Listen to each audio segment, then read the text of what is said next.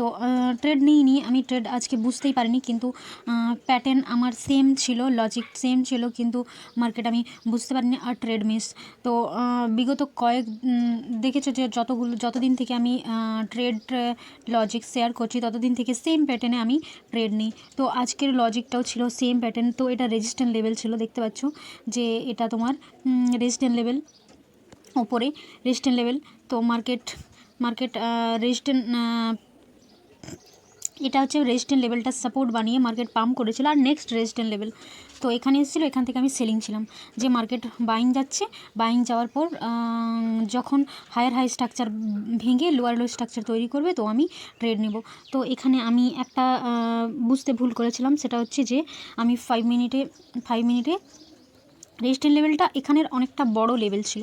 তো এই লেভেল থেকে দেখতে পাচ্ছ যে এখান থেকে এতটা বড় লেভেল ছিল। তো যখন এখানে মার্কেট ছিল তো তখন মার্কেট সাইডওয়েজ হয়েছিল কিছু সময়ের জন্য, ফির কি করলো মার্কেট এদেরকে ব্রেকআউট করলো। তো এখানেই মার্কেট লিকুইড হয়ে গেছিলো, তো এখান থেকে তারপর লোয়ার লো স্ট্রাকচার তৈরি হয়। তো আমি এখানেই ভেবেছিলাম যে এখানেও সাইডওয়েজ হয়েছে, তো সবকটাকে পাম্প করবে, একদম টপ লেভেলে যাবে, ফির সেখান থেকে রিটার্ন করবে, কিন্তু মার্কেট এরম করেনি। তো লিকুইডিটির অলরেডি হয়ে গেছে, ফির আবার আমি ভাবছিলাম যে হয়তো এটাও মার্কেট লিকুইড হবে। তো আমি না দেখে শুনেই ভাবলাম যে হয়তো এখান থেকে আবার আসবে, তো ফির মার্কেট ওখান থেকে না আসে, মার্কেট এখান থেকে লিকুইড হয়েই মার্কেট নিচে লোয়ার লো স্ট্রাকচার তৈরি করে নিয়েছে।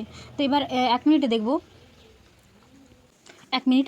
তো 1 মিনিটে গাইজ আরেকটা জিনিস যেটা লক্ষ্য করেছিলাম যে প্রথম লজিক তো ঠিক আছে যে হায়ার হাই স্ট্রাকচার বানিয়েছে, চলো হায়ার হাই স্ট্রাকচার বানিয়েছে, দেখো যে হায়ার হাই স্ট্রাকচার থেকে হায়ার হাই স্ট্রাকচার ভেঙে লোয়ার লো স্ট্রাকচার তৈরি করেছে। তো হায়ার হাই স্ট্রাকচার ভেঙে লোয়ার লো স্ট্রাকচার তৈরি ছিল, এটা তো ঠিকই ছিল, কিন্তু এই সেলিংটা ছিল অনেক স্লো, আর মার্কেট এখানে একদম টপ লেভেলে মার্কেট পজ নিয়েছিল। তো এখানে আমি ভাবলাম যে হয়তো এদের সবকটা অ্যাসেল হিট করবে, ফির লিকুইড হওয়ার পর মার্কেট নিচে, মার্কেট বুঝতে পারেনি, সোজা মার্কেট নিচে ফল করে গেছে। দেখো হায়ার হাই স্ট্রাকচার ভেঙে যেখান থেকে ব্রেকআউট করেছে, ট্রেন লাইন ব্রেকআউট করার পর মার্কেট পুল ব্যাক, তারপর মার্কেট পুরো ফল। তো এখানে আমি মার্কেট ছিল অনেক স্লো সেলিং, তো বুঝতে পারিনি আর ট্রেড মিস। তো সেম লজিক ছিল গাইজ যে trend line higher high structure ভেঙে lower low structure, trend line break করেছে, ব্রেক করার পর পুল ব্যাক করার পর এখানেই এন্ট্রি পয়েন্ট হতো।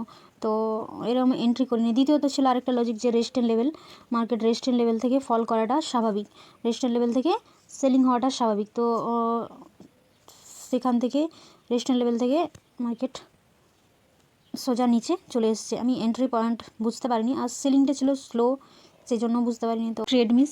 আমি বিগত কয়েকদিন ধরে যেভাবে আমি ট্রেড নিচ্ছিলাম সেম প্যাটার্ন আজকে ফলো করেছে, কিন্তু আমি এন্ট্রি পয়েন্ট বুঝতে পারিনি, কোথায় মার্কেট লিকুইড হয়েছে সেটাও আমি বুঝতে পারিনি, কোথায় এন্ট্রি হবে সেটা আমি বুঝতে পারিনি। তো এই কারণে আমি ট্রেড নিইনি। দ্বিতীয়ত এখানে আমার যেটা সবথেকে ট্রেড না নেওয়ার কারণ ছিল বড়, সেটা হচ্ছে মার্কেট অনেক স্লো ফল করছিল। অ্যাকচুয়ালি ফলিং মার্কেট স্লো হয় না, প্রচুর ফাস্ট মুভ করে, মার্কেট লিকুইডিটি হওয়ার পর প্রচুর ফাস্ট মুভ করে, কিন্তু আজকে কি করেছে অনেক স্লো সেলিং হয়েছে।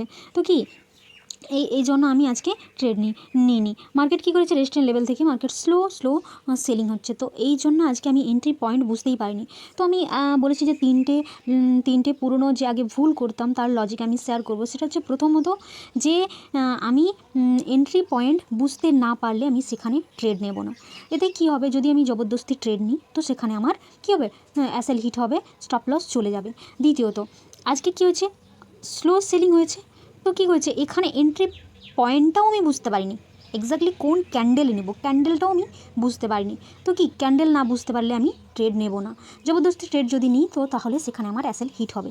তৃতীয়ত কারণ দেখব যে কি ট্রেড করতে বসেছি মানেই যে আমাকে ট্রেড নিতে হবে তার কোনো মানে নেই, কারণ আমার ক্যাপিটালটাকে আমাকে বাঁচাতে হবে। যদি আজকে আমি আমার ক্যাপিটালটা বাঁচাই তো কালকে আমি ট্রেড করতে পারবো।